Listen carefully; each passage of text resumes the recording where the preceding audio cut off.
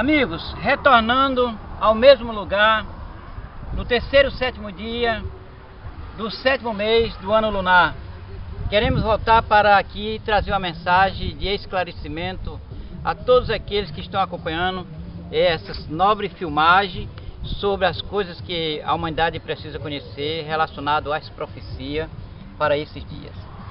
Vamos lembrar que em outros tempos, no passado, já está escrito na Escritura uma narrativa que encontra em Daniel 7:25. Eles cuidarão de mudar os tempos e a lei.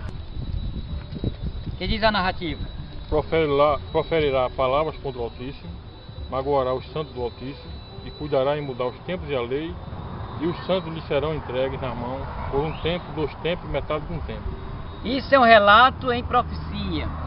Muitos dos leitores das Escrituras ainda ficam a perguntar o significado desse relato, desta profecia. Ele começa afirmando que proferirá palavras contra o Altíssimo, magoará os santos do Altíssimo, cuidará mudar os tempos e a lei, e os santos serão entregues por um tempo e a metade de um tempo. Hoje é a oportunidade pela qual vós poderão compreender plenamente e clareza dessas profecias. Nós temos 2 títulos aqui no quadro: o que é verdade e o que não é verdade. Vamos iniciar por essa parte de mudar a lei e os tempos. A lei é calendário, também é tempo, porque o calendário é que marca o tempo, e o calendário tem os seus dias. E um desses dias que está dentro do calendário, que é o sétimo dia, que deveria a humanidade continuar consagrando e deixar de consagrar, uns porque não conhecem, outros porque tiraram o direito de conhecê-la. E nós queremos mostrar a vocês com clareza aonde está essas fontes de informação pela qual vós podereis continuar aprendendo e dando continuidade para santificá-la. Mas, como o assunto é conhecer a verdade e saber o que é verdade e o que é erro, vamos começar pela parte que é muito considerado pelos professos da religião atual a respeito de mandamento. Vejamos o que diz em João capítulo 3, versículo 34. Há uma afirmação falando de 2 mandamentos, dizendo que foi dado 2 mandamentos. Será que isso é verdade ou não é verdade? Novo mandamento vos dou, que vos ameis uns aos outros, assim como eu vos amei, que também vos ameis uns aos outros.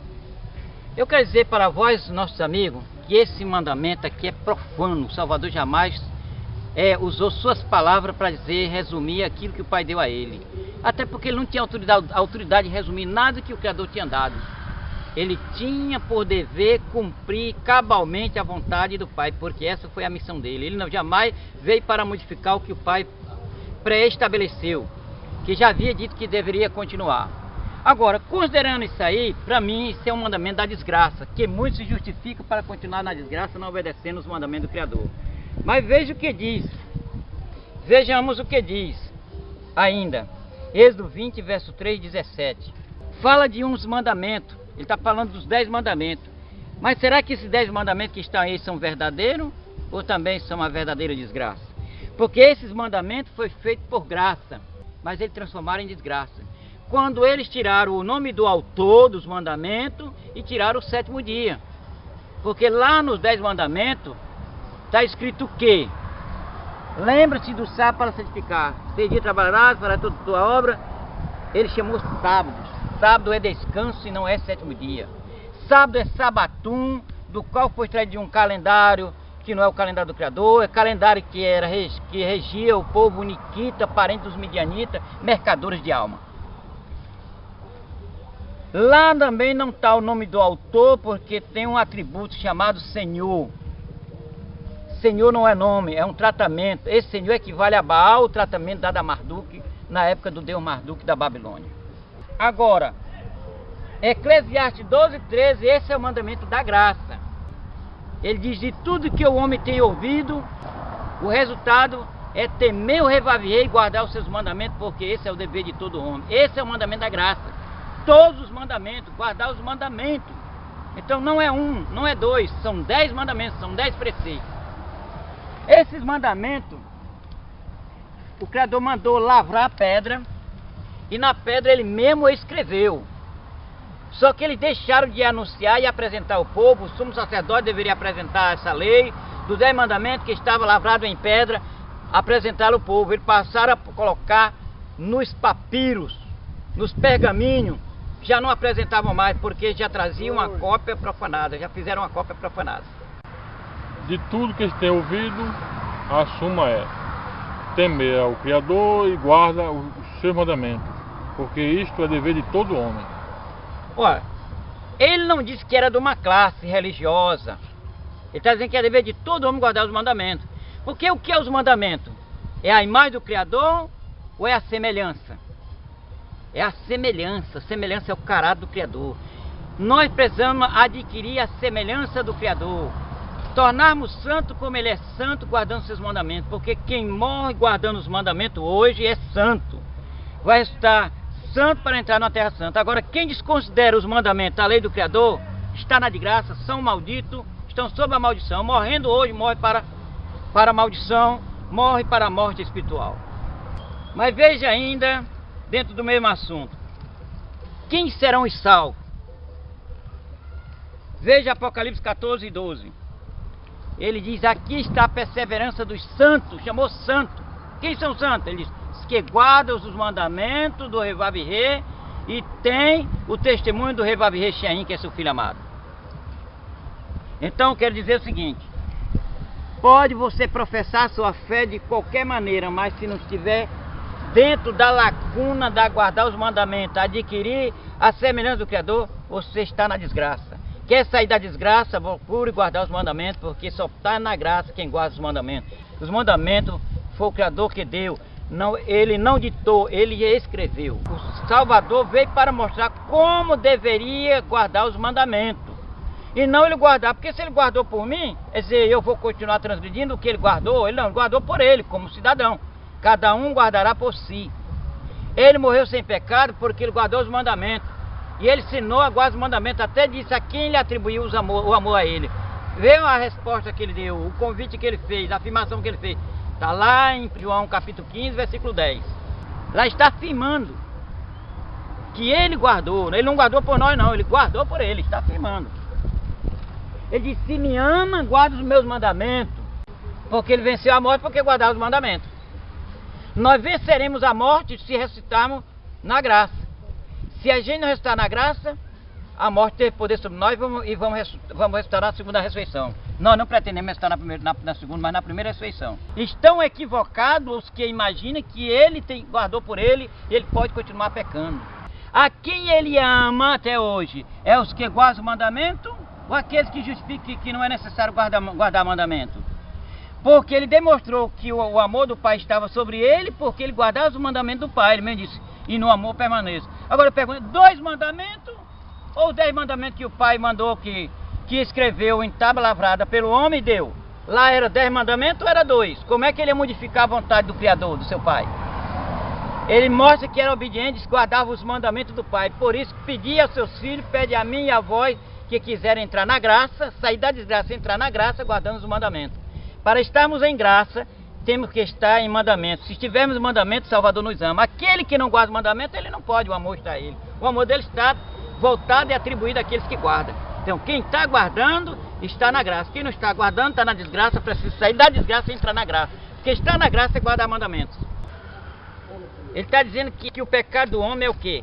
É não guardar a sua lei. Se está justificando aqui que o pecado é transgressão da lei, pois quem não guarda a lei está o quê? Está na desgraça, está transgredindo, está em pecado.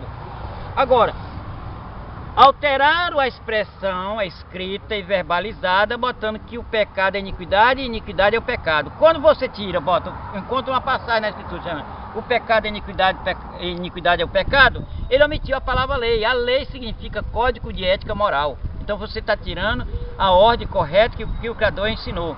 Então a lei é mandamento. A lei é o que foi dado em mandamento, escrito pelo próprio Criador e lavrada em pedra pelo homem. Então, meus amigos, eu quero dizer o seguinte, é hora da gente fazer uma reflexão, é uma hora da gente analisar direitinho essa passagem, né? Quando a passagem estiver dizendo que pecado é iniquidade, iniquidade é pecado, ele omitiu a palavra lei. Agora, considerando, para os que guardam a lei, existe uma promessa de inclusão dele na eternidade. Vós não conhece? Conhece, e os que não conhecem vão conhecer agora. Vamos ler o que está escrito lá em Hebreus, capítulo 4, 3 a 6. Ele está dizendo, convém que alguns no meu descanso. Ele está se referindo, e no mesmo lugar, jurei que não entrarão no meu descanso, embora que já tivesse concluído as obras desde a fundação do mundo. Está se referindo a uma classe que não obedeceu, foi dada a posição e não obedeceu.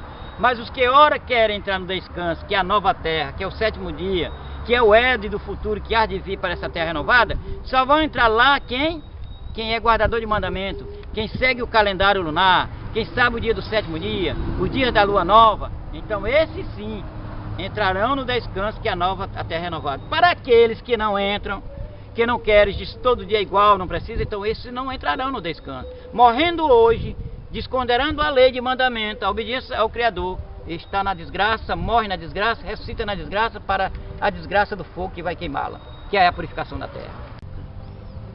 A imagem e semelhança que o Criador deu ao homem foi isso, a aparência do Criador e o caráter do Criador. O homem perdeu o quê? A semelhança, o caráter do Criador. Por isso ele está querendo levantar em nós e em vós esse caráter. Que nós, mesmo no corpo mortal, mas se a gente guardar mandamento, nós somos considerados por ele santo. Porque ele diz lá, se me ama, guarda os meus mandamentos, então está ordenando que eu guarde os mandamentos. Eu tenho que provar que amo o Salvador guardando o seu mandamento. Porque ele disse, eu também já guardo o mandamento de meu Pai. E até hoje, por isso que permaneço no amor dele. Para eu permanecer no amor do Salvador, justificar que ele me ama, eu tenho que demonstrar o ato de amor a ele, guardando os mandamentos, o mesmo mandamento que ele justifica que guardava do Pai. Ele deu um exemplo para nós, e nós devemos ser exemplo para vós outros, guardando os mandamentos. Em que pecado cometeu o primeiro casal? Pecado da cobiça. Onde é que está a cobiça? Está nos mandamentos. E daí passou-se o pecado a todos os homens. Eu quero dizer para vós o seguinte, que vocês têm que pensar bem daqui para frente, meus amigos. Não adianta morrer negando a lei do Criador. Não, ele não ditou essa lei. Ele deu a lei escrita. Essa lei foi escrita em pedra lavrada pelo homem e foi colocado dentro de uma urna chamada a Arca da Aliança. Então era cópia do caráter do Criador que está no céu, meu amigo. Então, se vós desejam uma salvação, morar na terra renovada, procure guardar os mandamentos. Para guardar os mandamentos, você tem que conhecer calendário lunar, saber o círculo lunar, saber o dia de lua nova, dia de sétimo dia, porque as festas passaram, as cerimoniais, mas os dias não passaram, o calendário ainda existe. E o calendário lunar é um calendário de um ciclo de 354 dias. É equivalente à circunferência de 360 graus. Não é um calendário que de 4 em 4 anos tem um dia a mais, que é o 29 de fevereiro. Uma criança que nasce no dia 29 de fevereiro não pode completar todo ano, só de 4 em 4 anos. Nós, porém, que cremos, entramos no descanso conforme o Revalvigê tem dito. Assim jurei na minha ira, não entrarão no meu descanso, embora certamente as obras estivessem concluídas desde a fundação do mundo. Porque em certo lugar assim disse, no tocante ao sétimo dia.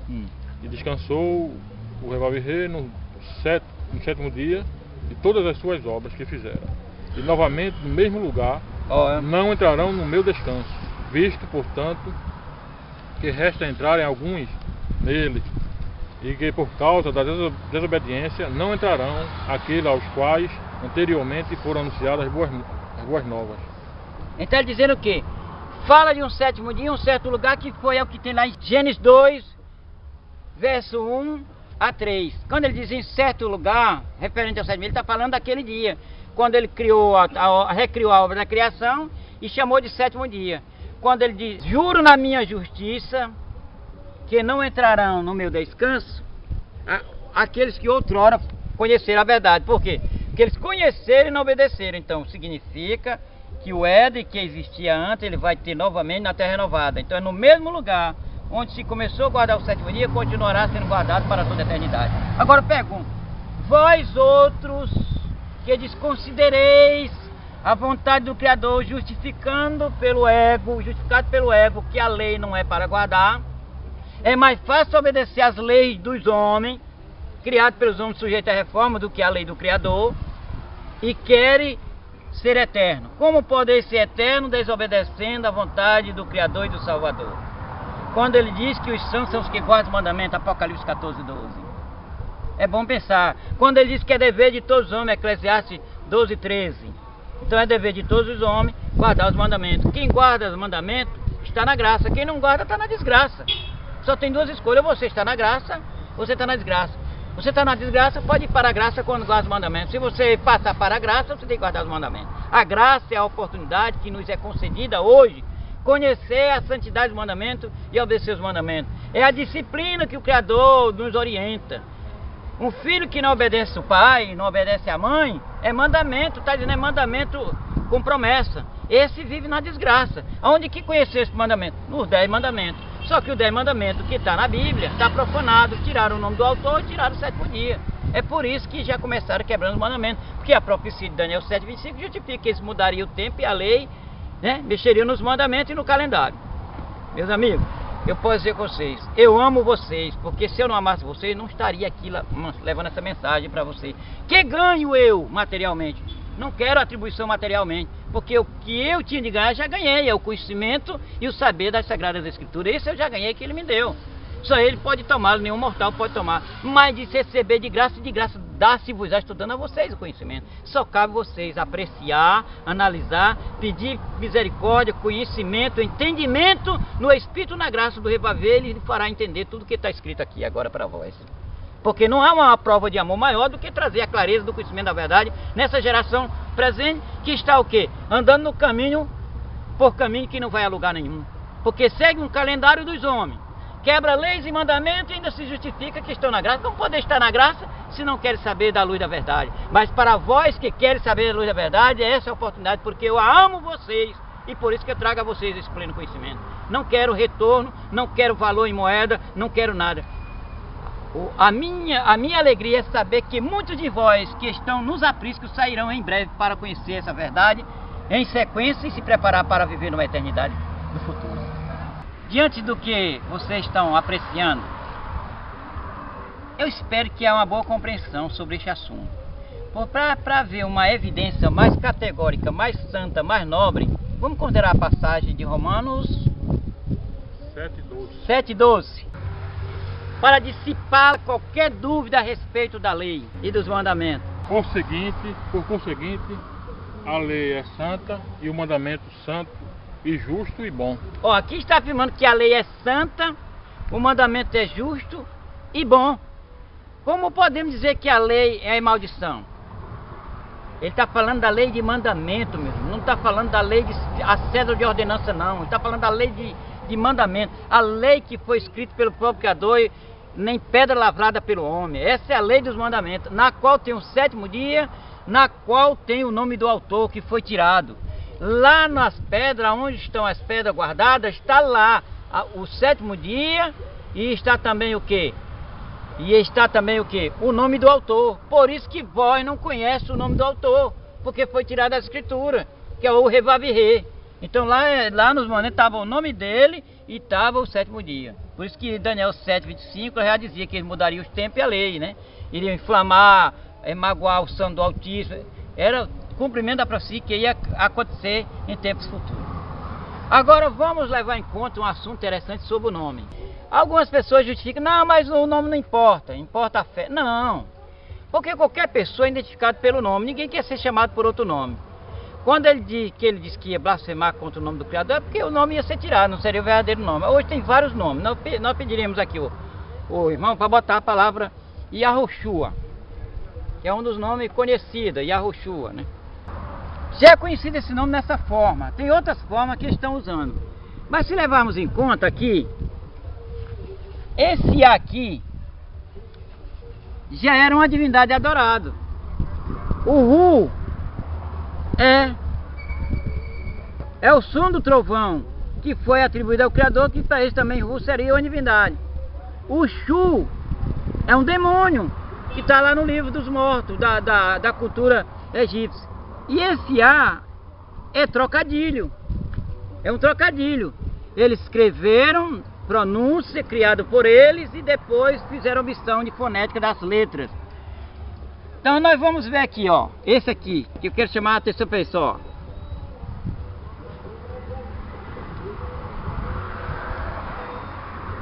Esse aqui é a pronúncia do maleto, o Aleph. E tem o Ain, que é esse aqui. Deixa eu ver aqui. Outra letra. O que foi que eles fizeram? Fizeram a junção da pronúncia dessas duas letras. Só que para fazer a junção, eles fizeram uma modificação. Omitiram a fonete de algumas letras. Aí o que eles fizeram? Eliminaram esse, mas permaneceram com esse, ó.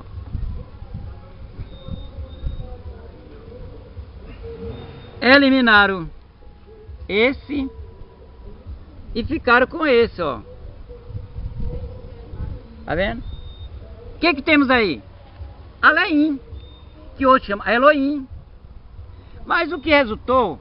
A pronúncia de duas letras, Aleim, significa demônios alados, como querubim, que vem de curuba, como serafim vem de sarafa, são demônios alados, são mutantes, são das crenças do que? Do Egito, né? Você conta lá no livro de cultura do Oriente, de várias nações. Então o Aleim nada mais são mutantes alados, que vós chamais de anjos. Você já pensou, humano com asa? Tem que ter papo para ter equilíbrio das asas. São mutantes, já era a crença dos mutantes.